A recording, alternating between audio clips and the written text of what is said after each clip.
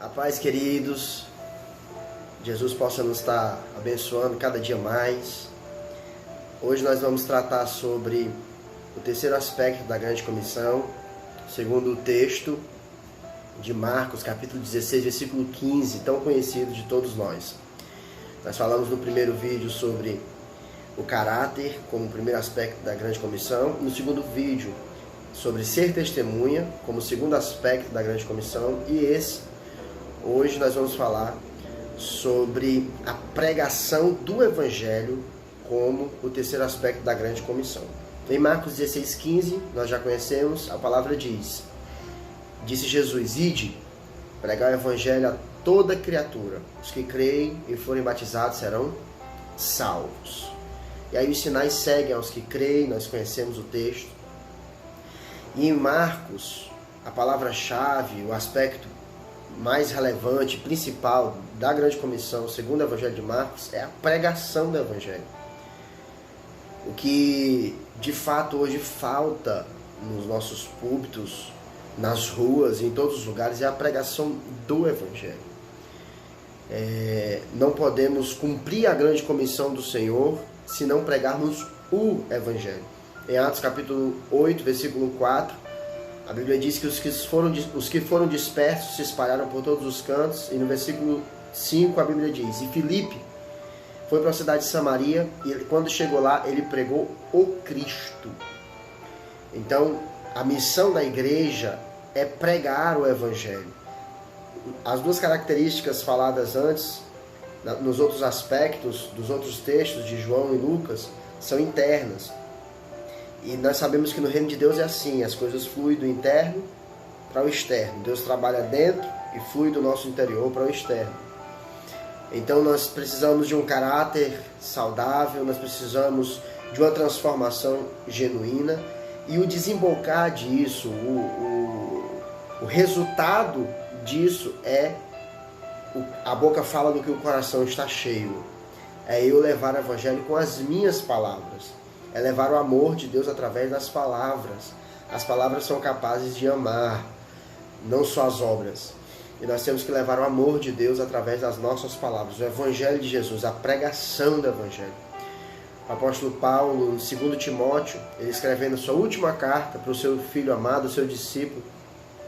A carta do apóstolo Paulo, 2 Timóteo, ela tem o tema O Evangelho.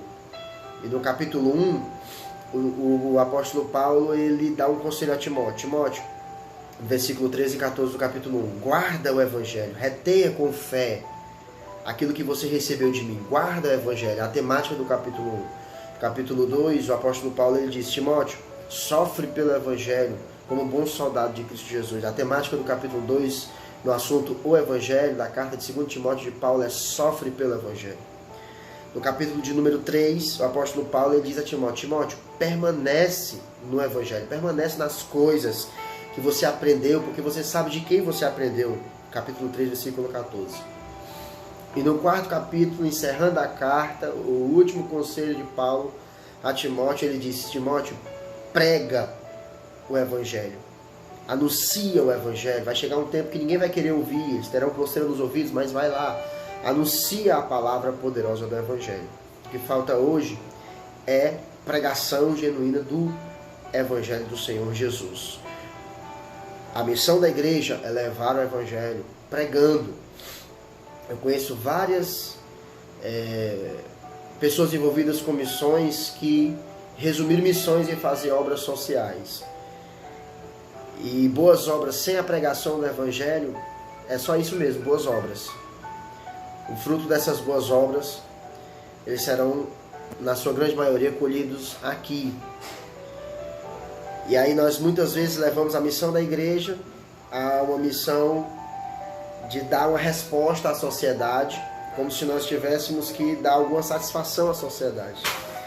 O que a Bíblia nos ensina é o contrário, prega o evangelho a tempo e a fora de tempo, quer ouça, quer deixe de ouvir. Chega o tempo que eles não vão querer ouvir, mas Timóteo, prega o evangelho.